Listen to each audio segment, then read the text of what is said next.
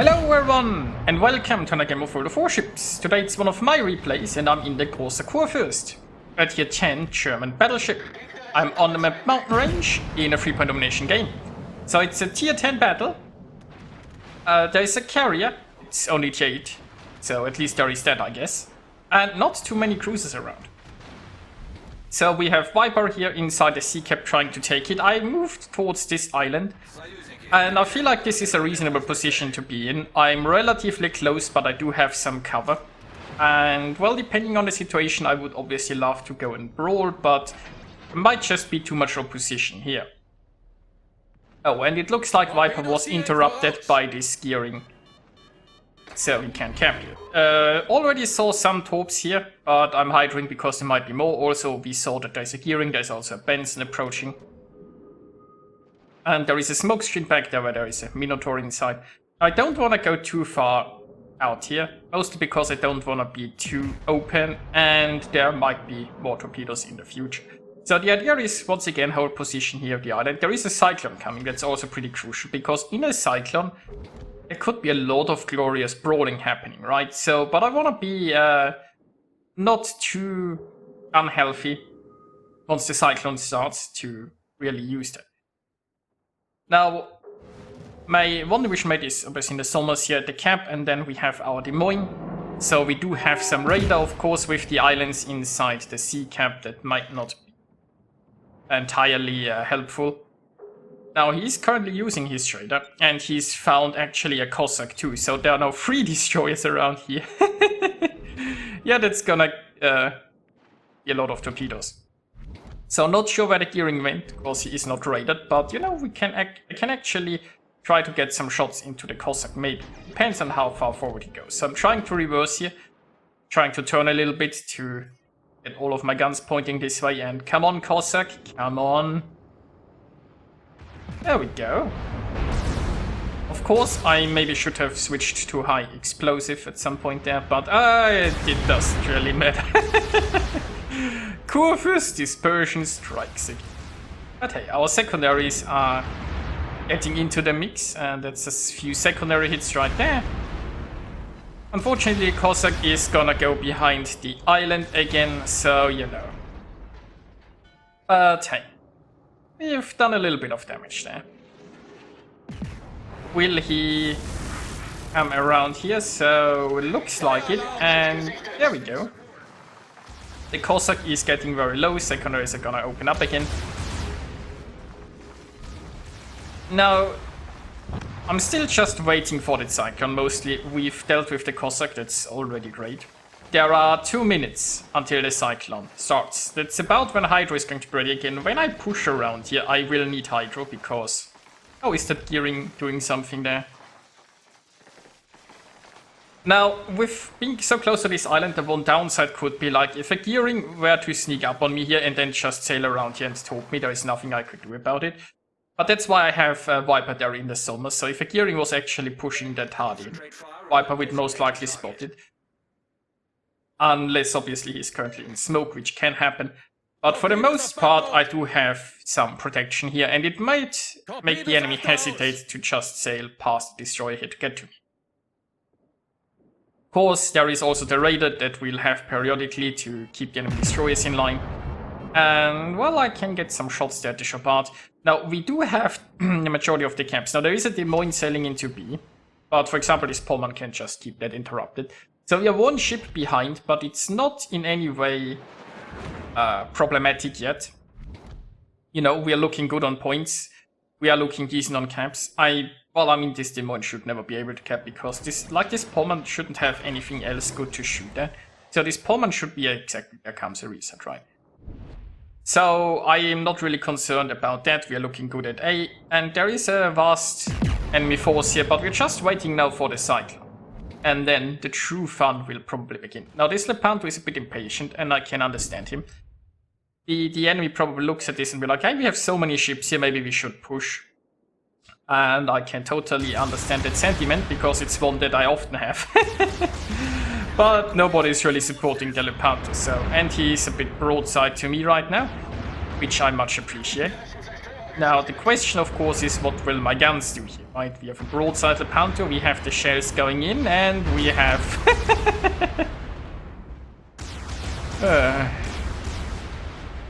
Yeah, I didn't expect anything either. So, but the secondaries are going for him. And that's nice. Now, the Minotaur has now angles at me. So I'm gonna move slightly forward. I want this big mountain between me and the Minotaur, so the Minotaur can shoot me. And I just want to keep shooting the Lepanto, right? So I'm going very slowly forward, just so I don't have to face him in time. I'm not that well angled against the Minotaur, and the Minotaur's DPM is pretty crazy if he gets good hits in. So that's not something I want to do, right? So my angle should be good enough against the Lepanto. The secondaries are doing their job. As you can see, like the secondary damage is just standing up there. And there is another fire. My primary guns are, well, mostly a distraction at this point. Why do I even have primary guns sometimes? Well, anyway. Also, heal is almost ready again. And the Cyclone has started. Now, it will take the Cyclone a little bit to come in full swing, but that's okay. It will take us some time to get rid of the Lepanto. Now, there is a broadside Slava, so with the one gun that can actually shoot, I'm going to try to get some shells in. Because it would be nice to get a good hit against the Slava, of course. Well, actually, that was not too bad, I guess. And now my secondary loader talent has activated, which makes my secondaries even more fun. And you can see just the secondary hits still stacking up there. Yeah, this Lepanto is gone. So, now comes the time to push. So I activate my Hydro, and look at that, I found the gearing. Now, I don't currently have shots at the gearing, but I think my friend in the Des Moines has, and the Kurfürst might have, so while I can't do anything to the gearing myself, I think my team got this. So, sorry gearing, but you ventured too far. Now, while my team takes care of that gearing, I'll now come around here and, well, push thanks to the Hydro. I don't have to be afraid that there are torps from the gearing, because I would have seen them by now. There's still a Benson though, right? And I have no clue how close the Benson is. Now I'm detected, so I guess I do know he's within 8 kilometers. Well, he's actually quite a bit closer than that. And sorry Benson, but you ventured into my Hydro. Bit of a déjà vu there. Well, so I could turn a bit and use my rear guns, but I don't want to because it would expose me more to the Benson. I mean, with the Hydro I see the torps coming in advance.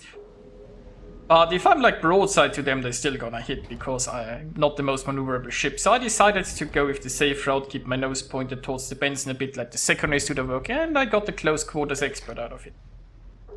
Now we are slowly cleaning up here. We've lost the center at some point, but we are doing well here on ships, and I feel like we are probably going to win the battle for sea. Although it will still take a bit of time. Now the Chopard is peeking there, and can I get some shots in there? Well, not with that dispersion. Oh, dear Kurfürst. Oh well. So, the Minotaur is trying to torp in this direction, unsurprisingly. But I wasn't detected when I shot, so that means he was still outside of the 8 kilometers. The problem is my Hydro is almost down here, right? Now I'm not detected here, which means I can sneak up on the Mino. Unless the Chopard lives long enough to see me when I come around here. Oh yeah, there is the Mino. But the problem is, you see, that was my Hydro they're running now. So now I'm in a situation where I can't see the Mino.